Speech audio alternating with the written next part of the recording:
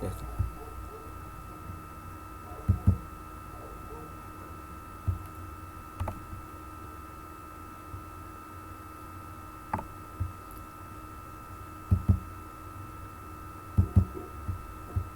Creo que te quiero aquí.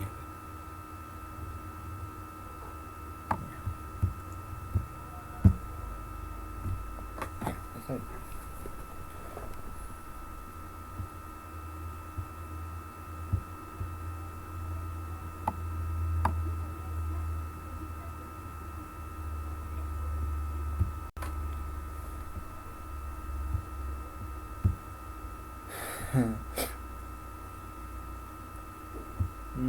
Eliminas esto y solamente esto. Solamente quiero eso. Como una hora nomás estamos, como los 52, puede ser hasta los 9. Neta.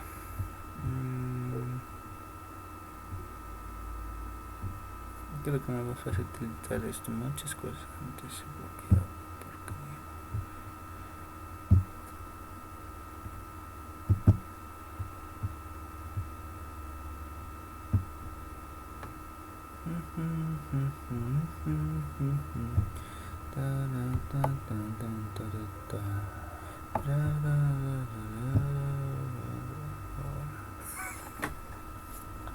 va a estar buena, va a estar buena.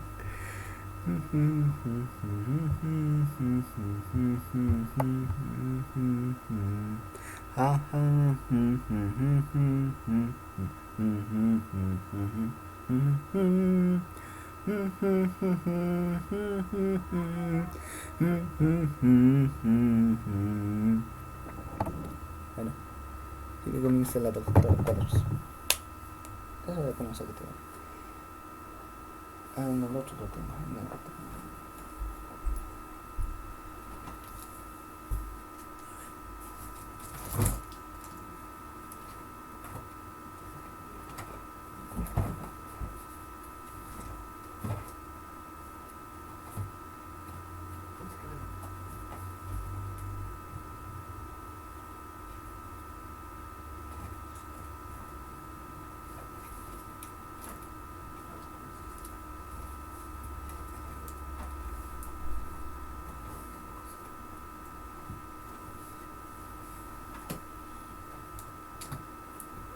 Ah, no, ese está bien.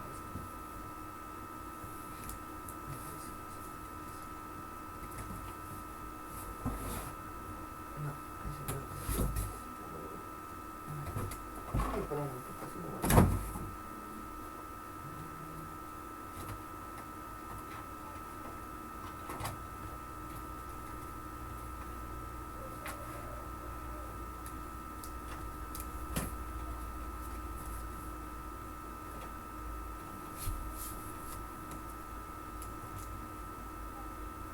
Parvulario.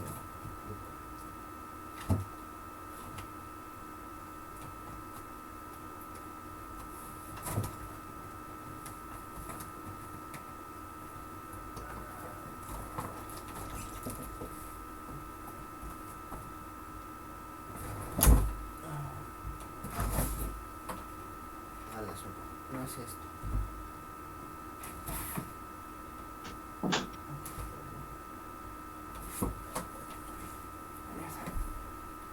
Sí,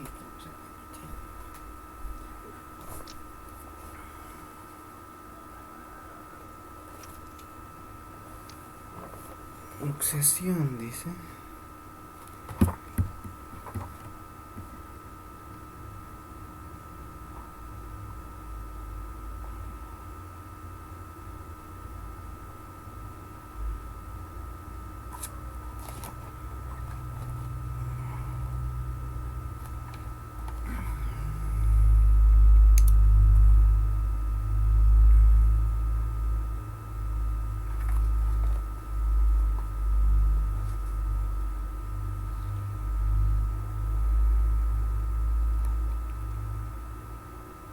Así que no más.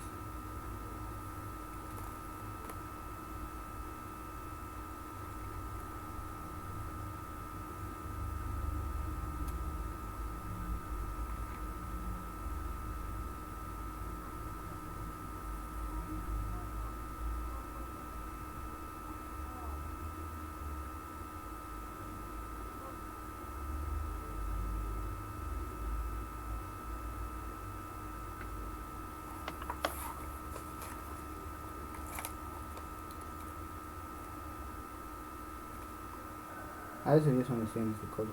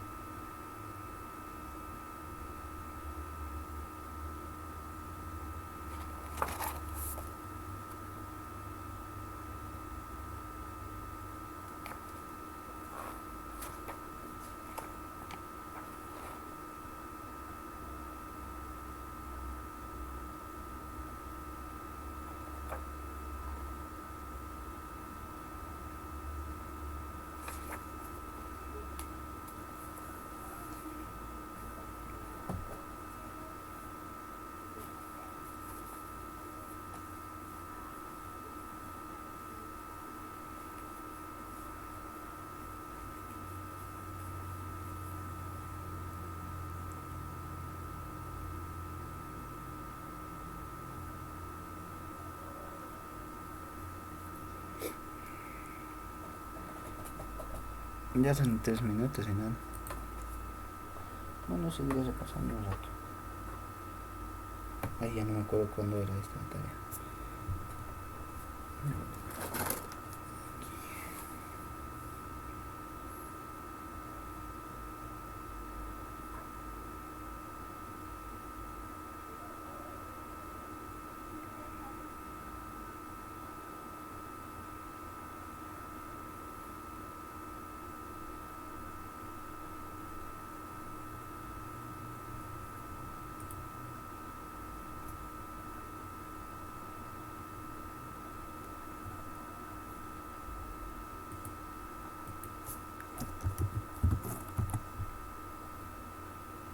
Ah, no es cierto. Ah, no es cierto.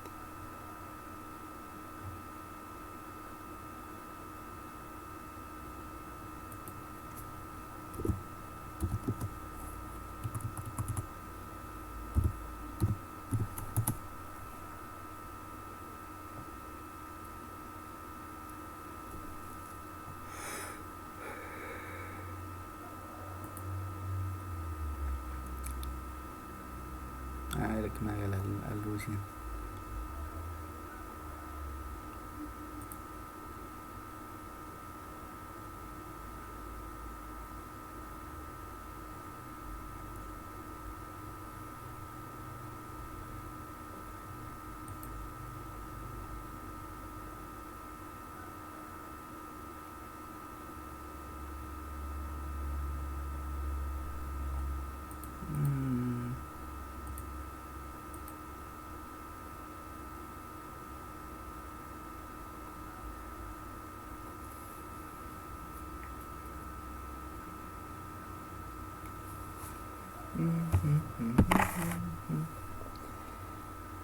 ¿Dónde se me quiso muchas veces?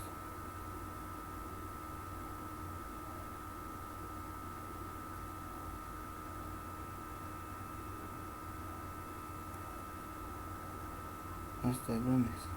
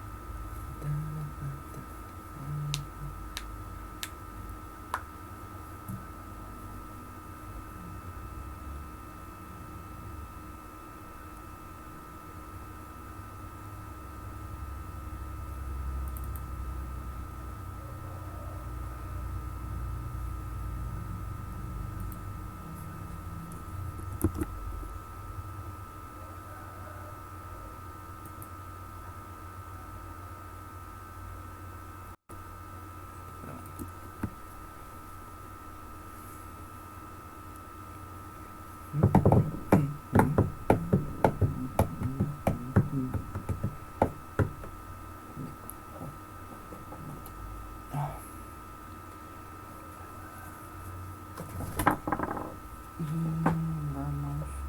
Este repaso.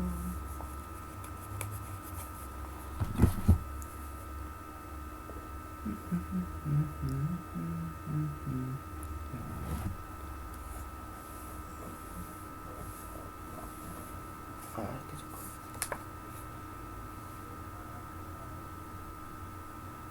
Fluye decisivamente. La clavícula presenta el 60% del mecanismo de su fractura.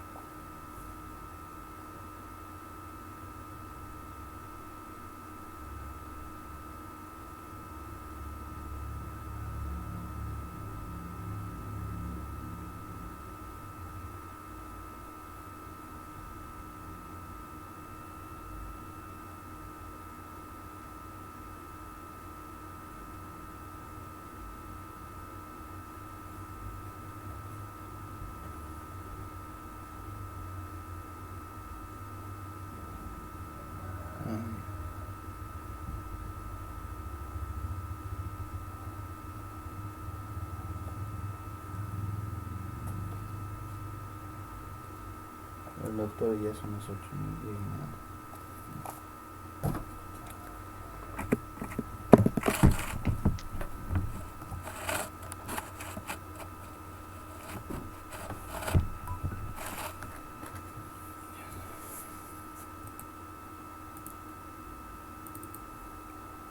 Bien, buen día. Vamos a iniciar la clase con un pequeño video antes de avanzar la luxación glenumeral. Es un video bastante cortito. Por favor, pónganle su empeño para que ustedes, cuando yo esté hablando y estén viendo las imágenes, ustedes ya en su mente estén pensando qué es lo que está pasando en el hombro ahí dentro a partir del conocimiento o del recuerdo, en realidad, ojalá que sea solo recuerdo y no conocimiento, de lo que implica la luxación glenumeral.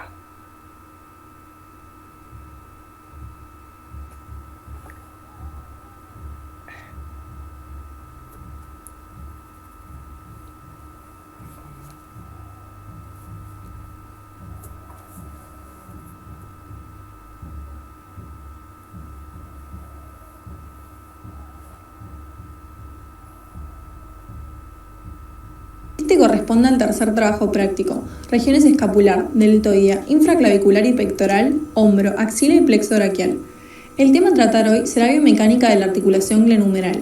Juntos razonaremos qué movimientos realiza esta articulación y cómo los músculos involucrados contribuyen en la realización de estos movimientos. Los objetivos de esta clase son que el estudiante al finalizar pueda definir los distintos movimientos realizados por la articulación, describir el eje y el plano de cada movimiento y razonar los músculos que realizan cada uno de los movimientos en base a su localización anatómica. Antes de comenzar, vamos a repasar ciertos conceptos. Recordemos que la glenumeral es la articulación que une el miembro superior a la cintura escapular. Más específicamente, permite la unión del húmero a la escápula.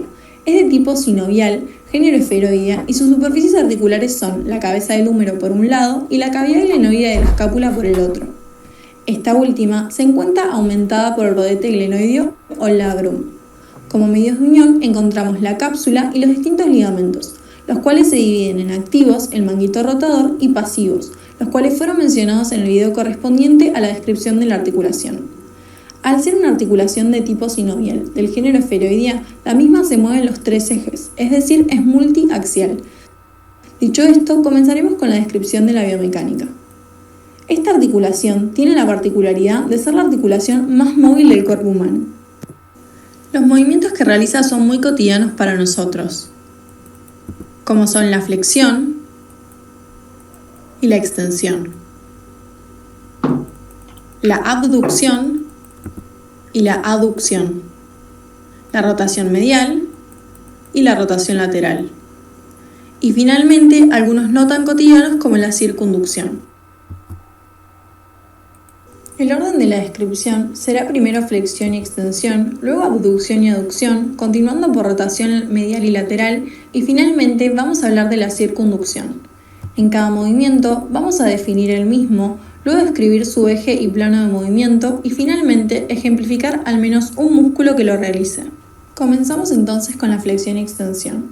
La flexión es un movimiento en el cual el miembro superior se desplaza desde su posición anatómica hacia anterior en un plano sagital, y el eje, que debe ser perpendicular al plano en el que se realiza el movimiento, es transversal. En cambio, la extensión es el movimiento opuesto al que acabamos de describir. Por lo tanto, el miembro superior se va a desplazar hacia posterior en el mismo plano y teniendo el mismo eje que la flexión. Para poder realizar cada movimiento, es necesario que las fibras musculares que lo realizan se encuentren localizadas anatómicamente de una determinada manera. En el caso de la flexión, es necesario que las fibras musculares se ubiquen anteriores al eje. Acá podemos ver las fibras del músculo coracobraquial, las cuales se encuentran anteriores a la articulación y permiten la flexión. Y acá vemos las fibras anteriores del deltoides, también conocidas como porción clavicular del deltoides, que permite realizar este movimiento. En cuanto a la extensión, esto es un poco más complejo. Para que las fibras musculares realicen extensión, estas deben encontrarse posteriores al eje de la articulación, como es el caso de la porción espinal del deltoides. Acá podemos ver cómo sus fibras posteriores o porción espinal realizan la extensión del miembro, siempre posteriores al eje. Sin embargo, hay fibras que también presentan su inserción de origen hacia posterior, pero su inserción terminal es anterior, y aún así realizan extensión. Este es el caso del dorsal ancho, el cual vemos que tiene una inserción de origen en la región lumbar y cuya inserción terminal se encuentra en la cara anterior del húmero. Finalmente, podemos observar al redondo mayor, que comparte esta característica dirigiéndose desde la escápula hasta la cara anterior del húmero. Fíjense desde esta visión posterolateral cómo las fibras realizan la extensión. Continuemos con los movimientos de abducción y aducción. La abducción es el movimiento que aleja el miembro superior de la línea media moviéndose en un plano coronal sobre un eje sagital. En cambio, la aducción es el movimiento opuesto. Acerca al miembro superior a la línea media en un mismo plano y eje que la abducción. Para realizar estos movimientos, las fibras de los músculos que abducen el hombro deben encontrarse superiores con respecto al eje de la articulación, como ocurre con las fibras del músculo supraespinoso. Como observamos, sus fibras se ubican superiores a la articulación, realizando la abducción del miembro. Otra posibilidad es que tengan su punto fijo superior al eje, como es el caso de la porción acromial del deltoides, que como se puede observar, se inserta superior a la articulación en el borde lateral del acromion, realizando la abducción. Por el contrario, las que realizan la aducción deben de encontrarse inferiores al eje, y algunos ejemplos son las fibras de los músculos pectoral mayor, que como vemos se inserta en el húmero inferior a la articulación y acercan el miembro superior al tronco.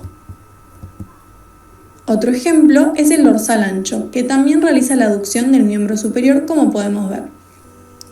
Ahora vamos a estudiar los movimientos de rotación medial y lateral. En este caso, para medir la amplitud de estos movimientos de rotación, el codo debe estar necesariamente flexionado a 90 grados, de forma que el antebrazo se encuentre entonces en el plano sagital. Noten que las articulaciones del codo y Por si acaso, ustedes ya saben que no existe rotación lateral y medial para nosotros. Para nosotros existe rotación interna, Rotación que vendría a ser externa. la rotación lateral, y la rotación medial es la rotación externa. Ya. La medial externa, la lateral es interna. Es así como nosotros usamos la nomenclatura mexicana. de la muñeca están fijas, es decir, no intervienen en este movimiento. Ahora sí, la rotación medial comienza partiendo de esta posición y se realiza acercando el antebrazo hacia el tronco. Este movimiento es realizado en un plano transversal y su eje es longitudinal. En cambio, la rotación lateral, partiendo de esa misma posición inicial, se dirige hacia el lado opuesto, es decir, alejando el antebrazo del tronco. Los músculos que nos permiten realizar la rotación medial son los que poseen fibras que parten desde posterior y cruzan hacia anterior el eje de la articulación, siguiendo entonces un trayecto de medial a lateral. De esta manera, tomando como punto fijo su inserción posterior y medial, y siendo el punto móvil su inserción anterior y lateral, logran rotar medialmente el hombro abrazando la articulación de manera anteromedial. Uno de sus ejemplos es el músculo redondo mayor, que como podemos observar, tiene su punto fijo en el borde lateral de la escápula y el móvil en la cresta del tubérculo menor del húmero. miren cómo se ve el movimiento del músculo desde posterior. Y también el subescapular, que como se observa por la dirección de sus fibras, también realiza la rotación medial. Por otro lado, para realizar la rotación lateral, las fibras de los músculos deben encontrarse en toda su extensión posteriores al eje de la articulación, con un trayecto que también va desde medial a lateral, pero abrazando la articulación en forma posterolateral. Como ejemplo, tenemos al músculo infraespinoso, que como vemos se inserta en la cara posterior de la escápula, abrazando la articulación de forma posterolateral para terminar en el tubérculo mayor del húmero. Y el redondo menor, cuyas fibras también toman esa dirección, lo vemos desde posterior y luego desde lateral. Por último, describiremos el movimiento de circunducción. La circunducción es un movimiento complejo que combina los movimientos simples que estuvimos hablando: flexión, extensión, abducción y aducción en torno a los dos ejes de movimiento. Cuando esta circunducción alcanza su máxima amplitud, el brazo describe en el espacio un cono. El vértice del mismo se ubica en el hombro y la base es dibujada por el movimiento de circunducción que efectúa el miembro. La distancia entre el vértice y la base del cono es la longitud del miembro superior de cada individuo. Para ser más gráficos, imaginemos que le pedimos a alguien o a ustedes mismos dibujar en el aire un círculo de la mayor amplitud posible. Al hacerlo, estarán dibujando la base del cono que describe el movimiento. Eso es la circunducción. Acabamos de nombrar los 7 movimientos llevados a cabo por la articulación glenumeral. Y para concluir, queremos que recuerden cuáles son las cosas que no pueden faltar en la descripción de la biomecánica de una articulación. Primero, debemos comprender su anatomía, así que repasen las generalidades. Si sabemos de qué tipo y género es una articulación y lo asociamos a su grado de libertad, sabremos qué movimientos realiza y en qué plano y eje se ejecutan los mismos. Una vez identificados los movimientos, seguiremos la explicación describiendo y nombrando los músculos que son responsables de realizarlos.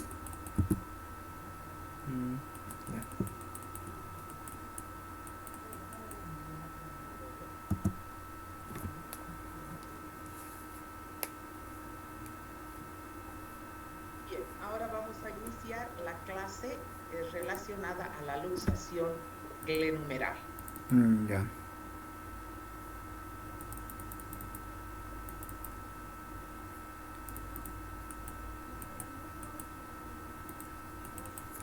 Clase relacionada a la articulación glenumeral.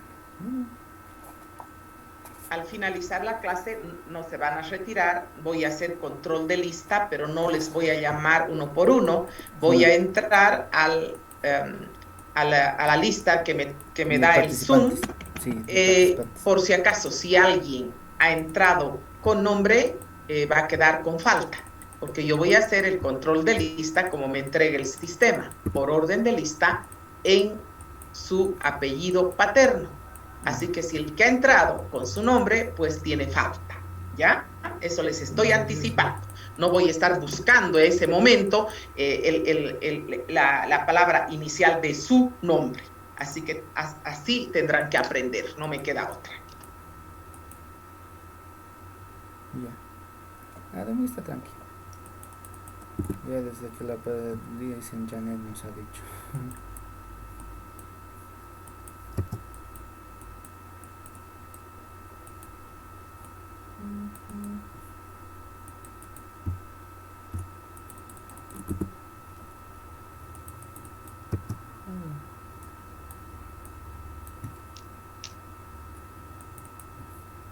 Bien. El segundo acápite que corresponde a lesiones óseas o fracturas de miembro superior, nos vamos a referir a la luxación glenohumeral. Como hemos visto en el video, esta articulación está conformada fundamentalmente por la cavidad cotiloidea o glenoidea y el húmero. Es conveniente que nosotros tengamos una idea de qué es lo que pasa en una luxación, Ustedes tienen ahí esa imagen y están viendo una luxación completa de esta articulación. Puede darse también las subluxaciones, es decir, aquellas en las que no deja de, ¿qué le puedo decir?, de tener contacto completo de ambas superficies articulares.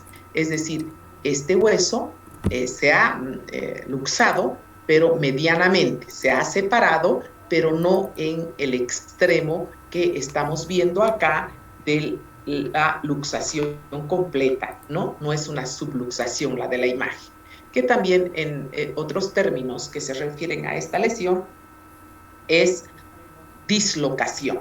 Para nosotros, luxación.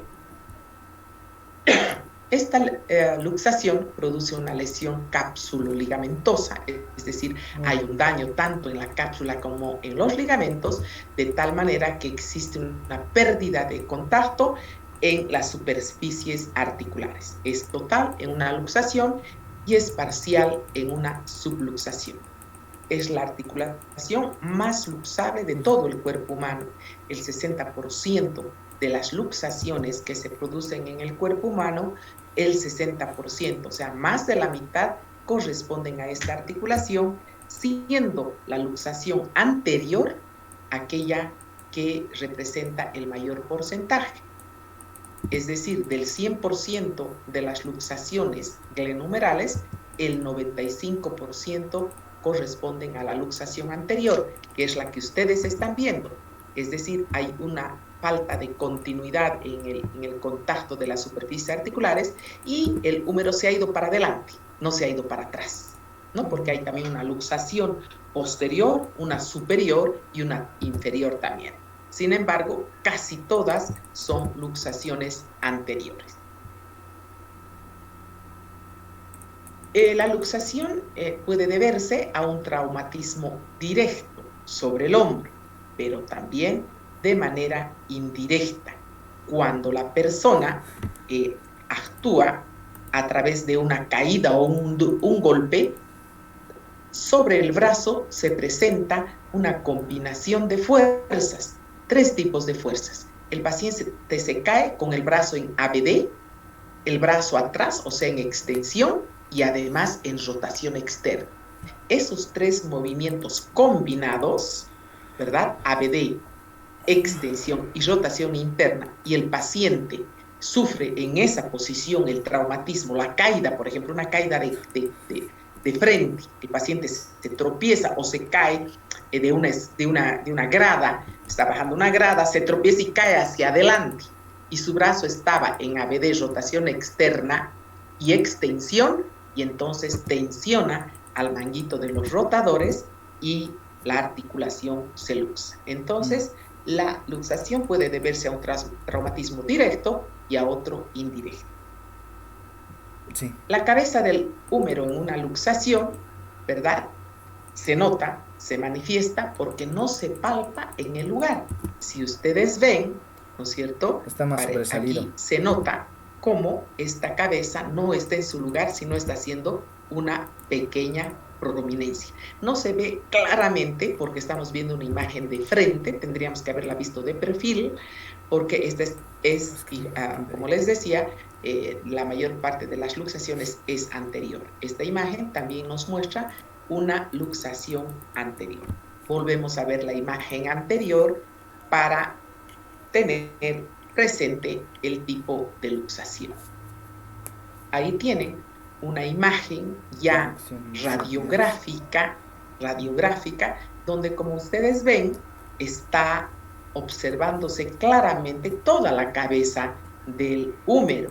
¿Eso qué significa? Que hay una luxación, porque no estamos, si nosotros veríamos solamente una parte hasta acá, por ejemplo, y no veríamos el redondo como tal, estaríamos pensando que podríamos dudar de una luxación.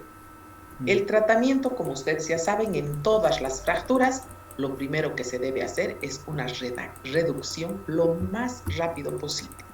Es decir, cuando la reducción es inmediata, entonces el dolor es menos, el músculo no se ha enfriado y entonces la tracción que ejerce el traumatólogo permite, ¿no es cierto?, colocar en su lugar, en la cavidad, a la cabeza del húmero.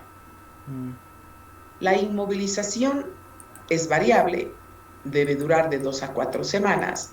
Muchas veces se hace un vendaje, otras veces se utiliza una órtesis y otras un cabestrillo.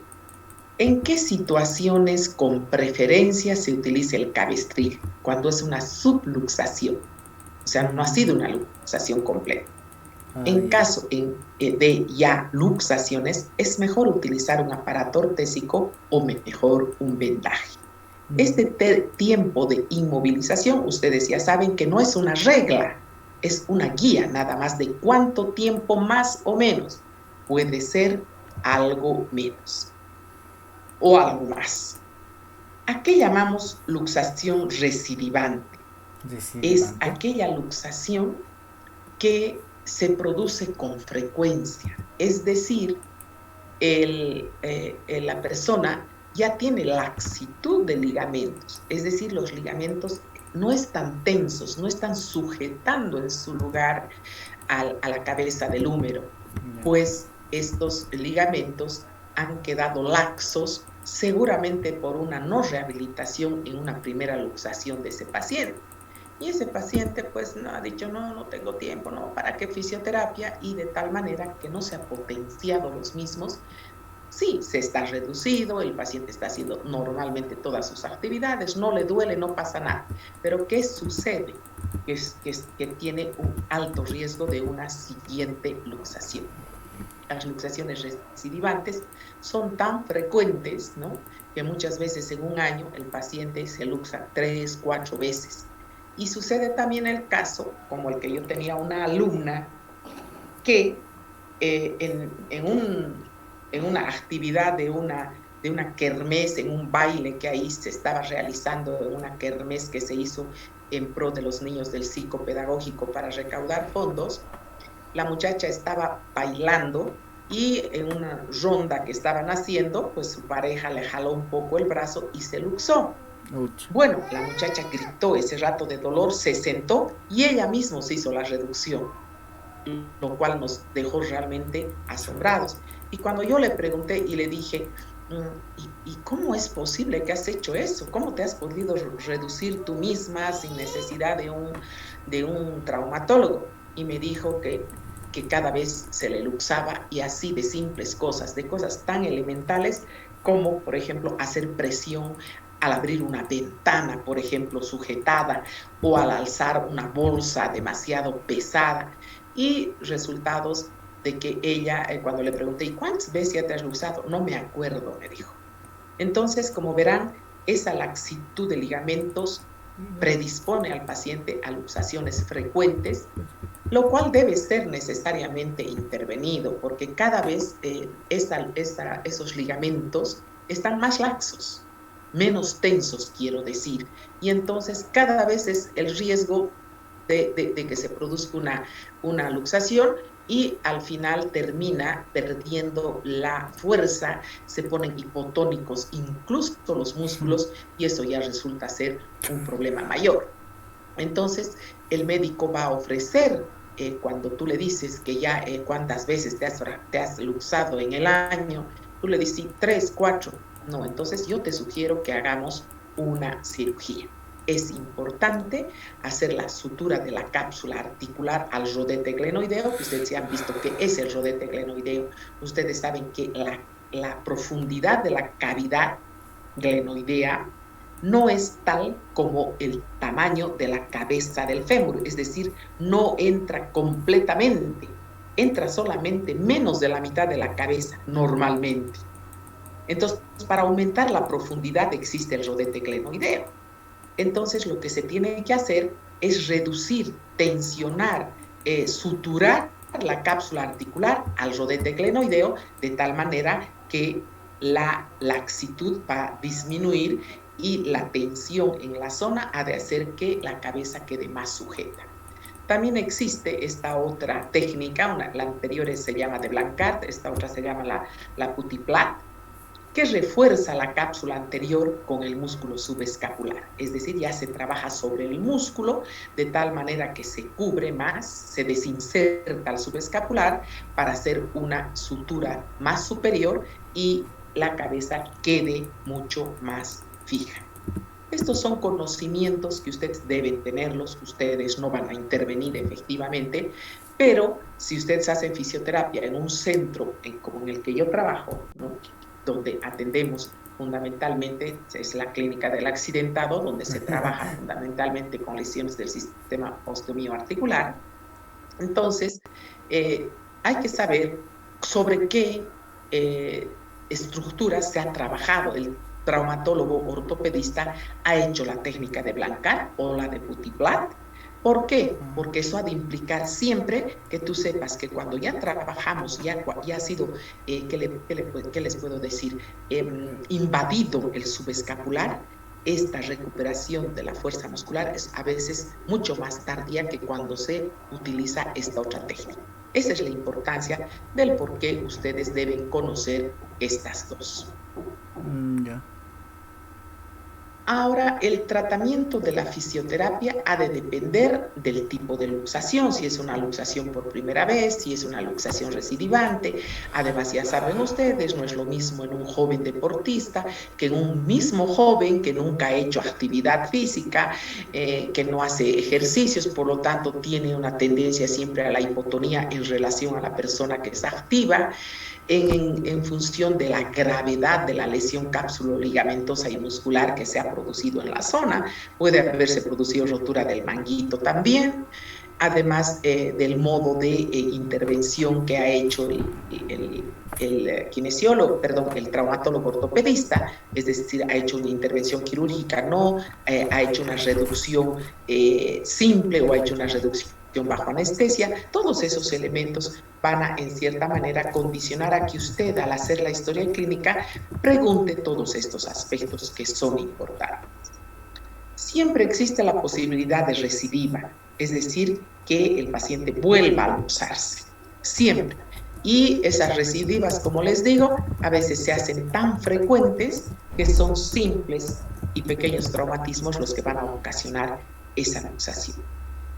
No nos olvidemos que también puede tratarse, en este caso de mi paciente, a quien estoy haciendo la historia clínica, que además de preguntarle si ha tenido ya, que si es primera vez o hay recidiva, tengo también que preguntar y analizar, explorar si hay alguna complicación nerviosa. Es decir, yo le voy a preguntar, le voy a hacer una exploración, voy a mover, como ustedes han visto en todos los segmentos que implica la biomecánica de la articulación, y le voy a preguntar si existe dolor, en qué momento existe dolor y además el tipo de dolor.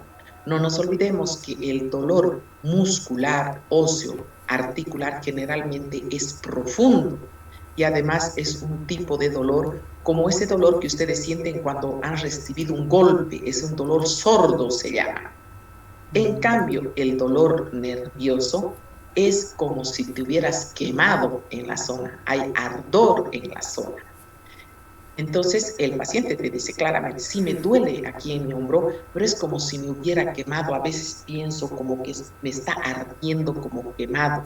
Esa es una complicación nerviosa, seguramente haya durante la tracción o en el caso de la intervención quirúrgica, si hubiera habido algún daño al hacer la intervención en una parte del sistema nervioso. En estas luxaciones puede haber también complicación de que además de la luxación ha producidose una fractura. A eso se llama luxofractura. En esos casos ustedes tienen que saber que el tratamiento que van a ofrecer al paciente tiene que ser más largo. Ese pronóstico que el paciente le pregunta a usted, porque siempre le va a preguntar, ¿y cuánto tiempo tengo que venir? ¿Cuánto le voy a pagar? Entonces, si yo le digo que la sesión cuesta 80 bolivianos y le voy a decir que el tratamiento es largo, tengo que considerar de que al ser una luxofractura, una secuela de luxación y de fractura, el tratamiento va a ser largo, por lo tanto, debo ser considerada con el paciente y le voy a hacer, lógicamente, un costo que implique que el paciente no lo pierda a usted. También pueden presentarse lesiones vasculares, es decir, si ha habido una luxofractura, muy posiblemente ha podido producirse algún daño de algún vaso en la zona.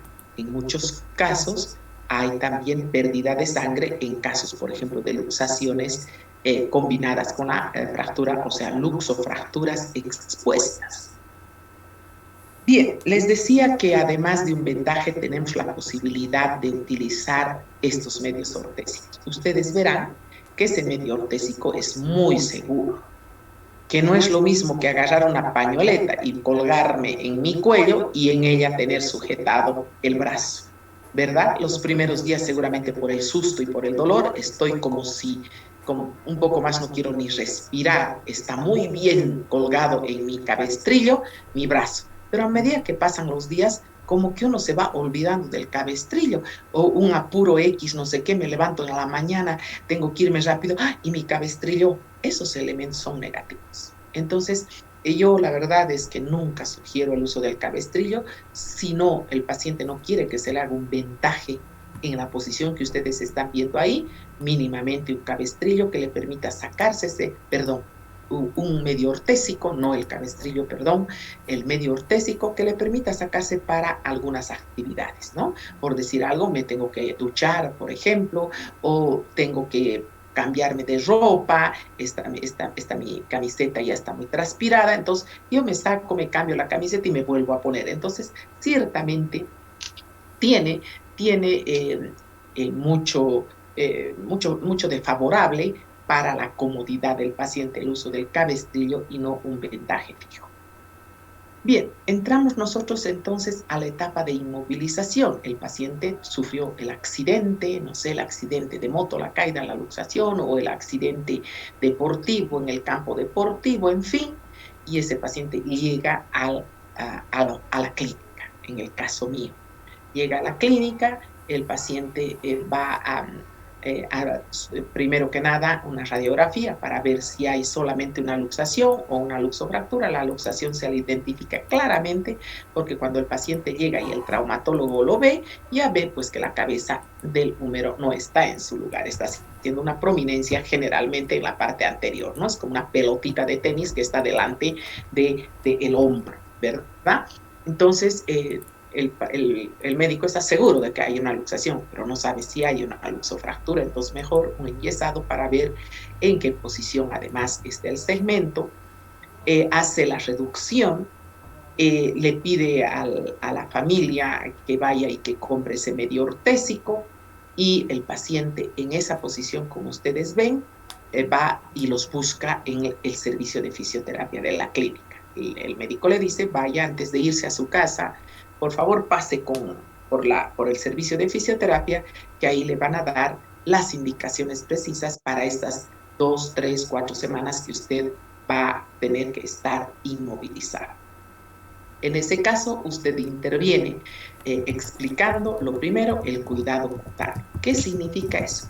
Que todas estas partes que están presionando al brazo, miren ustedes acá, esto que está presionando al hombro, parte del cuello, acá la presión que tenemos en la muñeca, etcétera, son elementos que ustedes deben cuidar. Le van a decir al paciente que en esas partes, cuando se quite el medio ortésico, se ponga un poco de talco. En épocas de mucho calor, eso transpira y se macera la piel, ¿no? Y se puede hacer incluso alguna lesión, alguna escara en esa zona. Es útil en esta etapa uso de la termoterapia o rayos infrarrojos. Si el paciente tiene las posibilidades, se le puede pedir que vaya unas 2 veces por semana o 3, un interdiario, para que se le pueda hacer tanto el cuidado cutáneo o también la aplicación de los rayos infrarrojos a aquellas zonas que no están comprometidas con el medio de inmovilización. Aplicaré infrarrojos en esta zona, quitaré un poco arrugaré un poco esta camiseta para poder aplicar en todo el hombro, voy a aplicar en el cuello, en todas las partes circundantes, lo mismo acá, voy a arrugar un poco la camiseta, etcétera, y voy a aplicar un poco de calor y además un masaje dígito circular que ustedes han debido aprender el año pasado con la licenciada Serrano, ¿verdad? Si la posibilidad me da, también podría hacer uso de la parafina. Muchas veces es algo complicado y me quedo solamente con los rayos infrarrojos. También puedo hacer uso de una electroterapia antiálgica, es decir, aplico en esta zona, ¿verdad? En estas zonas circundantes, acá voy a aplicar efectivamente en esta zona del hombro, de los hombros, voy a hacer un poco de electroterapia. Quien me va a guiar las zonas de mayor molestia es el paciente. En caso de que el paciente viene al gabinete y le dice, sí, yo puedo venir las 3 veces por semana, o en el caso de que le diga, mire, no, yo después de unas 2 semanas me ha dicho el doctor que venga a hacerme una radiografía para ver cómo va yendo, recién volveré dentro de 2 semanas, eso, como les digo, depende de la situación económica del paciente. Entonces hay que explicarle para que en su casa haga lo que nosotros haríamos en el gabinete durante esta etapa de inmovilización. ¿En qué casos voy a utilizar la crioterapia? La crioterapia voy a utilizar cuando en la zona haya rasgos de inflamación, calor, rubor, tumor, dolor. ¿Cómo voy a aplicar? Habiendo calor y rubor, voy a aplicar rayo infrarrojo. En ese caso, no aplico el infrarrojo y voy a aplicar la crioterapia, que también tiene, ustedes saben, han llevado en segundo año, efecto antiálgico, tanto de manera directa como de manera indirecta. Su acción antiálgica es muy importante de la crioterapia. Ya hemos dicho, el masaje y la relajación en todos aquellos músculos que el medio de inmovilización nos lo permita.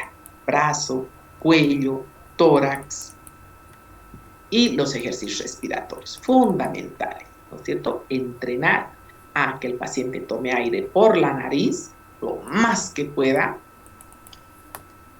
y empiece a botar entre los dientes lentamente, haciéndose durar el aire lo más posible, pero botando todo el aire que está en los pulmones. Entonces, tomo aire y le digo al paciente, empiece a botar lentamente entre los dientes, quiero escuchar. Y cuando ya está terminando, yo le digo, más, bote más, bote más.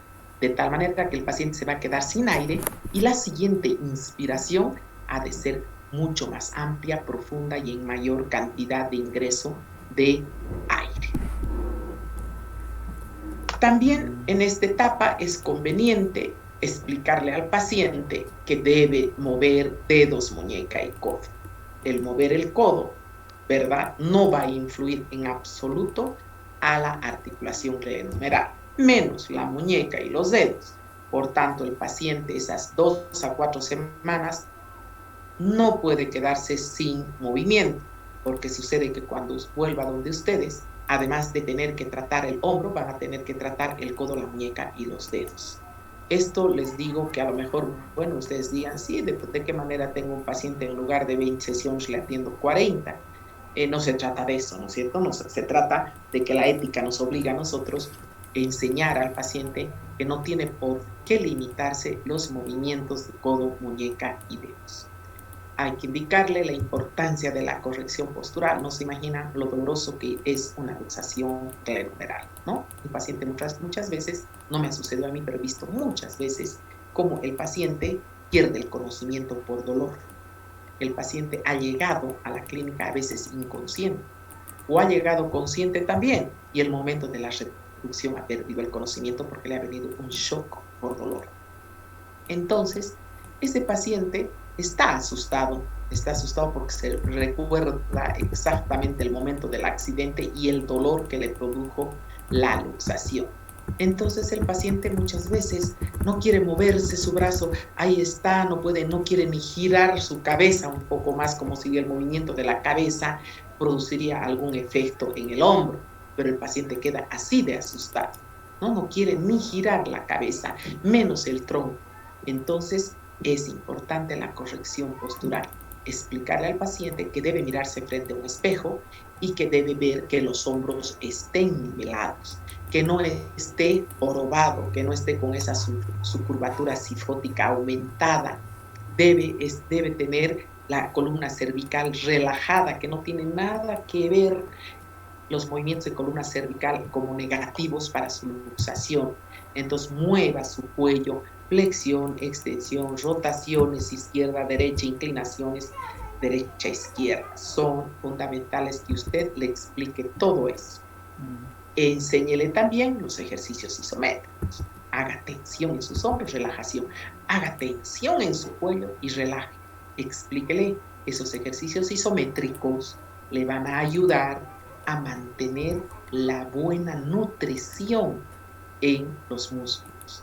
Es decir, al hacer yo tensión, estoy estimulando la llegada de suficientemente cantidad de sangre a mis músculos del hombro, a mis músculos del brazo, con los cuales también hago tensión, relajación del antebrazo, del cuello, de tal manera que esos ejercicios isométricos, además de mejorar la nutrición de los músculos, que también están haciendo, están evitando la atrofia muscular, están evitando la contractura muscular, ¿verdad? Y además evitando también que se pierda la fuerza de esos músculos que durante largas semanas no van a tener una actividad normal.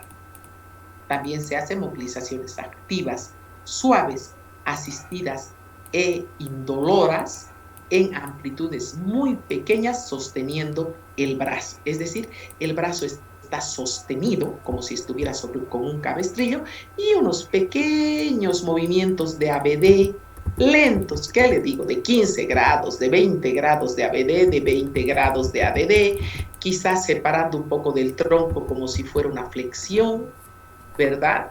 Y moviendo un poquito nada más en muy pequeños grados de movimiento, amplitudes sumamente limitadas, además indoloras. El paciente no debe sentir dolor cuando se hace el movimiento. Esta movilización activa debe ser, como les digo, suave y muchas veces es asistida cuando el paciente va durante esta etapa a la fisioterapia. Ya hemos dicho que estamos en la etapa de la inmovilización. El cabestrillo, por supuesto, debe seguir utilizando. Hay un otro tipo de cabestrillo un poco más, que le puedo decir, confiable, que ponerse una pañoleta en el cuello, ¿verdad? Es muy importante. Miren ustedes, estos otros mucho más seguros, ¿verdad? Para mantener el tiempo. Ahora sí entramos a la etapa después de la inmovilización. El paciente ya ha llegado al gabinete, ustedes van a empezar recién la fisioterapia como tal, ¿no? Entonces, lo primero que vamos a hacer son los ejercicios de codo. Son esos que ustedes están viendo. El brazo afectado de esa señorita es el derecho. Por lo tanto, el brazo izquierdo está apoyado en una mesa. Está sostenido, es decir, está semiflexionado y apoyado en el brazo. Mientras el otro brazo está colgado al extremo de la mesa y el paciente empieza a hacer los movimientos, ¿no? Desgravados todavía, no contra la acción de la gravedad, sino solamente pendulares. Flexión, extensión, luego por delante, ABD, ADD, ABD, ADD, circunducción en un sentido, circunducción en otro sentido, ¿verdad? Estos movimientos son muy importantes y que cuando existe alguna molestia, cuando usted va a proceder a hacer estos movimientos pendulares, puede usted previo a eso aplicar, lógicamente previo, para preparar al músculo, agentes físicos a necesidad. Por ejemplo, puedo yo aplicar una onda corta, mejor que un rayo infrarrojo en este caso, ¿verdad? Porque es calor profundo. Puedo aplicar, si el paciente está muy adolorido, puedo aplicar una electroterapia antiálgica. Debo hacer esta aplicación porque va a permitir que el paciente pueda hacer los ejercicios con menos molestia. Se realiza también la movilización de hombro.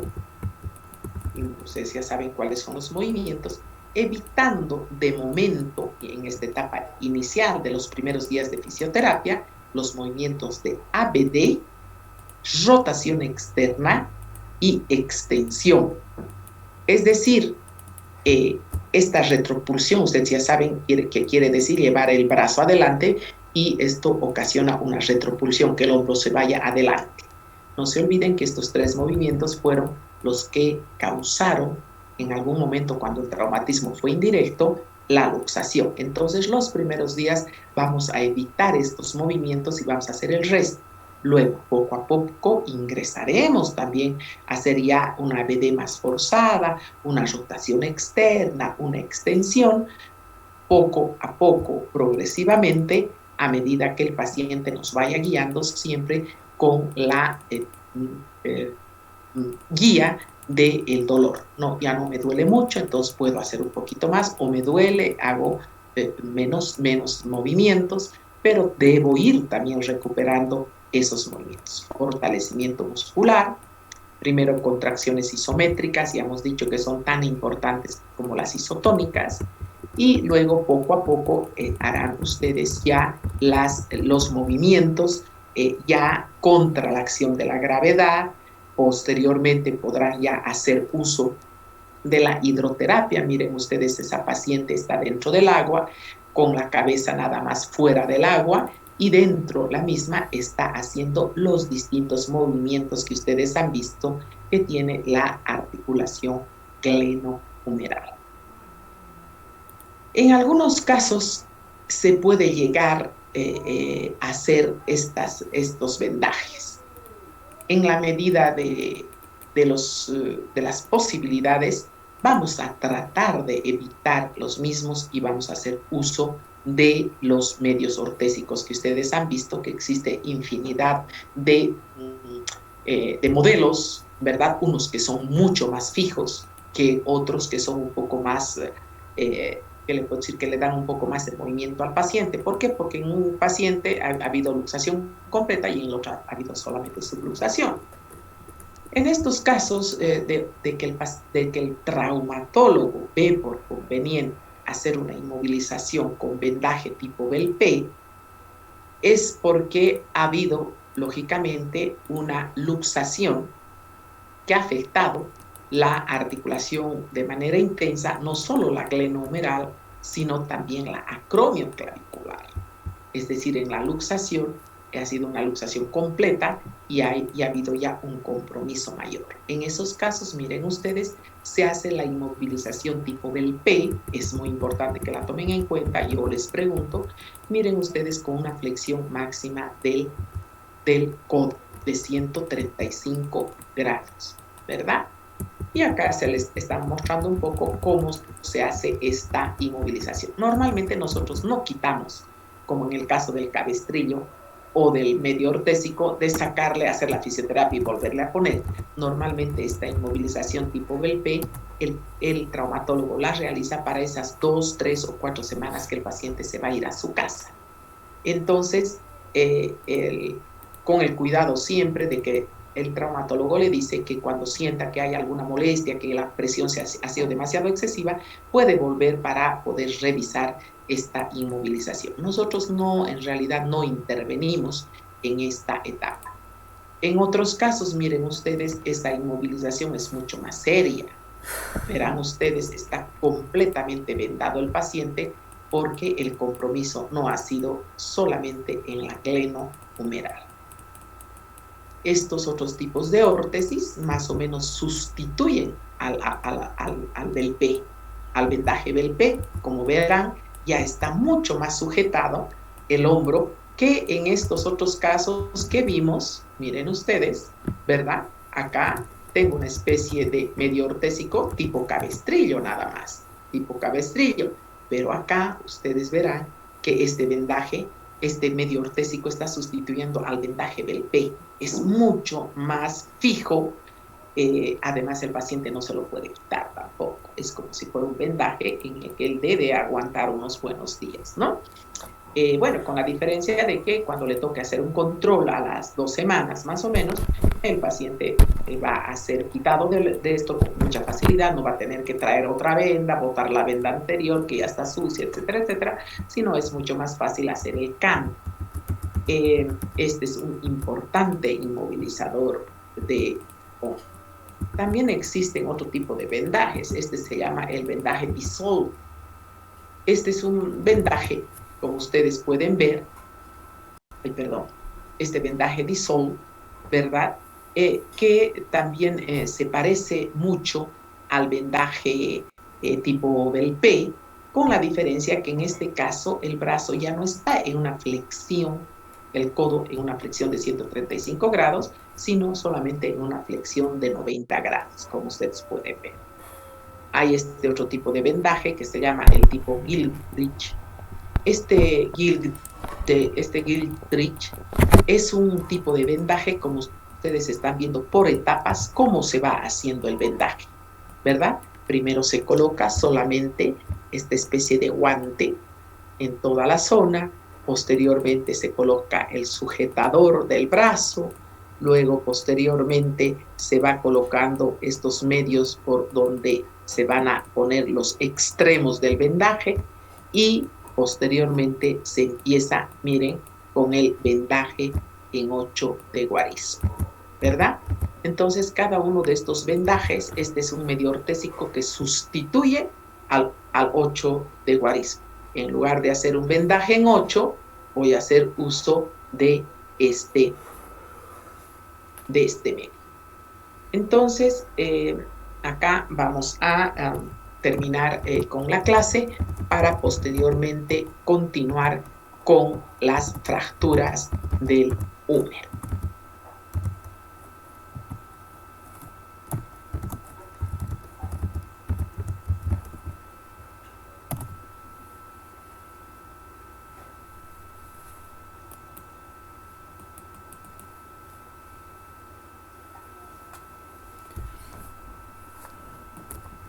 Bien, voy a proceder a hacer mi control de asistencia, por favor. Unos minutitos, como están en orden de lista, no, para mí no va a ser nada complicado hacerlo rápidamente.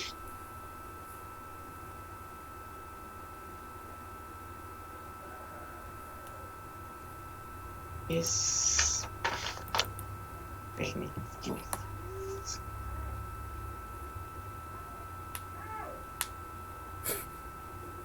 Aguilar Saavedra.